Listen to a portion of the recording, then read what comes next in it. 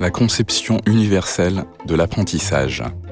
Depuis la seconde moitié du XXe siècle, plusieurs changements sociaux, politiques et culturels ont traversé la société québécoise et interrogé les rôles dévolus à l'école et ses méthodes pédagogiques.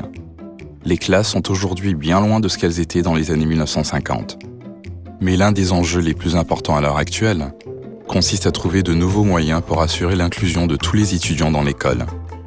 La conception universelle de l'apprentissage représente une voie novatrice pour penser cette ouverture, en misant sur une planification inclusive de l'enseignement plutôt que sur le seul accommodement des besoins individuels. Elle reflète par le fait même le nouveau modèle social de production du handicap, en mettant l'accent sur la nécessité d'éliminer les barrières à l'inclusion dans l'environnement, plutôt que sur l'intégration de l'individu à la norme. Le focus se déplace donc du seul individu en situation de handicap vers les interactions entre ce dernier et son environnement.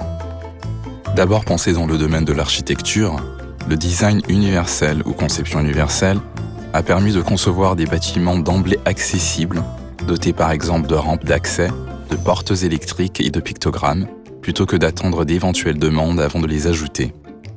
Ces mesures se sont révélées utiles, non seulement pour les personnes en situation de handicap, mais également pour d'autres, telles que les personnes munies d'une poussette, dans le cas des rampes d'accès.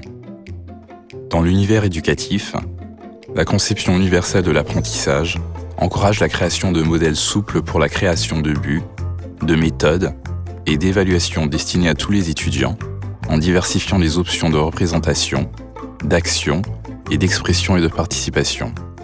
Ce canevas se fonde sur les récentes recherches en neurosciences qui ont révélé que la variabilité du cerveau humain, et donc de l'apprenant, représentait davantage la norme que l'exception.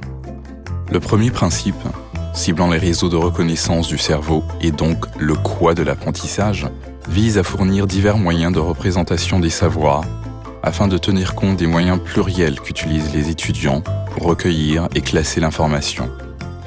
Dans cette perspective, on peut par exemple varier la taille du texte, des images ou de tout contenu visuel mobilisé en classe.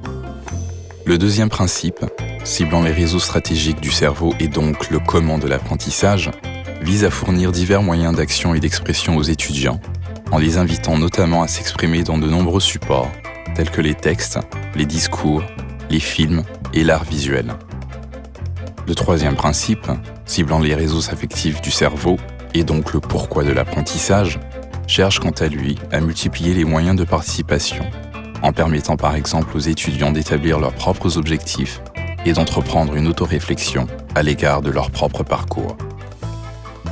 En prenant en compte les multiples différences sur le plan de la représentation, de l'action et de l'expression et de la participation, l'enseignant est ainsi davantage en mesure de favoriser la réussite éducative de tous les étudiants, qu'ils soient ou non en situation de handicap.